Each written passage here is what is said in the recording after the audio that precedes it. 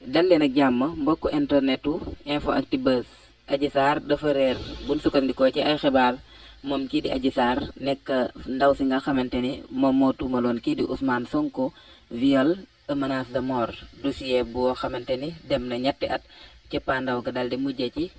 corruption de la jeunesse ba loolee waral ñu daanoon ci njiitul Pastef kii di Ousmane Sonko ak kii di Ndeye Khady Ndiaye ñaari atu kaso yoo xamante ni kii di juge bu chambre criminelle dafa waxoon ni kat dañ koy tëdd plus ay 200 millions yoo xamante ni dañ koy fay. moom kii di Adji Sarr kenn ku ne xam ne ni depuis 2021 ba léegi ay mbokkam mënuñu cee jot ngir rek làqu boo xamante ni moo ngi ci woon ak ay membres yoo xamante ni ay maanaam agent GIGN ñi nga xamante ni ñoo yor suñ kaaraange ñu ko doon garde. moom kii di Adji Sarr doon toxu ci ay bërëb yu wuute sax saa boo xamante ni am nañu ñaaw njorta fi mu nekk mënul woon génn di dox ci mbedd yi comme ni ko Sénégalais yi bari di defee ginnaaw bi nga xamante ni tuumaloon na kii di Ousmane Sonko ba léegi ngir sécurité boo xamante ni dafa menacé woon. moom kii di Adji Sarr nag buñ sukkandikoo ci ay xibaar depuis démb ci ngoon ba léegi kenn gisu ko, maanaam dafa disparaître.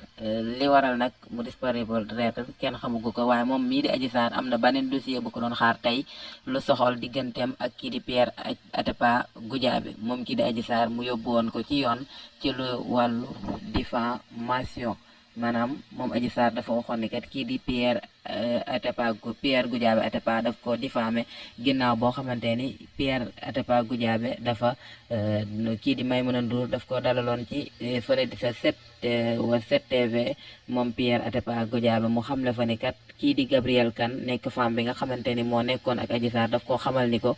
kii di Adji Sarr dafa sàccoon ay ceenu or ci benn bijouterie, maanaam benn bërëb bu ñuy jaay ay or. wax jooju Pierre Atepa Goudiaby waxoon te waral kii di Adji Sarr dal di ko yóbbu ci yoon ci lu ñeel wàllum diffamation. procès boobee nag tey jii la waroon a doon le 9 ci weeru août atum 2023, waaye niki tey jii procès bi naroon a doon moom kii di Adji Sarr buñ sukkandikoo ci xibaar depuis démb ba léegi daal kenn gisu ko, kenn xamul fan la jaar.